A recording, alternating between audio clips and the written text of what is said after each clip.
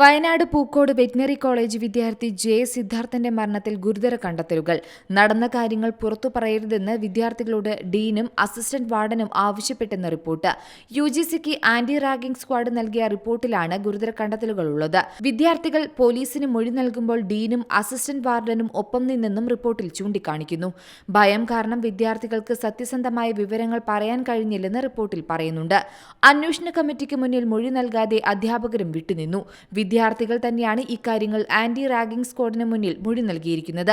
85ഓളം ആൺകുട്ടികളാണ് അന്വേഷണ സമിതിക്ക് മുന്നിൽ ഹാജരായിരിക്കുന്നത്. എന്നാൽ ഭൂരിഭാഗം അധ്യാപകരും പെൺകുട്ടികളും ഹാജരായില്ല. 4 അധ്യാപകരും വിദ്യാർത്ഥിനികളും മാത്രമാണ് സമിതിക്ക് മുന്നിൽ ഹാജരായി മൊഴി നൽകിയത്. പെൺകുട്ടികളിൽ നിന്ന് മൊഴിയെടുത്താൽ പല കാര്യങ്ങളും പുറത്തുപോകുമെന്ന ഭയത്തിലാണ് ഇത്തരത്തിലൊരു നടപടിയുണ്ടായതെന്ന ആരോപണം ഉയർന്നു. കൂടാതെ ക്യാമ്പസിൽ നേരത്തെയും സമാനമായ മർദ്ദനമുറകൾ നടന്നിരുന്നതായി റിപ്പോർട്ടിൽ പറയുന്നുണ്ട്. 2019ലും 2021ലും സമാനമായി റാഗിംഗ് നടന്നു. ഇതിൽ 2 വിദ്യാർത്ഥികളാണ് ഇരയായത്. ഒരു വിദ്യാർത്ഥി 2 ആഴ്ച ക്ലാസ്സിലുണ്ടായിരുന്നില്ല.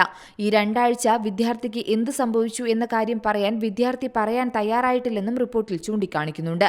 റിപ്പോർട്ടിനൊപ്പം ചില ശുപാർശകൾ കൂടി സ്ക്വാഡ് മുന്നോട്ട് വയ്ക്കുന്നുണ്ട്. ക്യാമ്പസിൽ വിദ്യാർത്ഥി രാഷ്ട്രീയം നിരോധിക്കണം. യൂണിയൻ പ്രതിനിധികളെയും ക്ലാസ് പ്രതിനിധികളെയും തെരഞ്ഞെടുക്കുമ്പോൾ അക്കാദമിക് നിലവാരം മാനദണ്ഡമാക്കണമെന്നും ശുപാർശ ചെയ്യുന്നുണ്ട്. News desk C Malayalam news.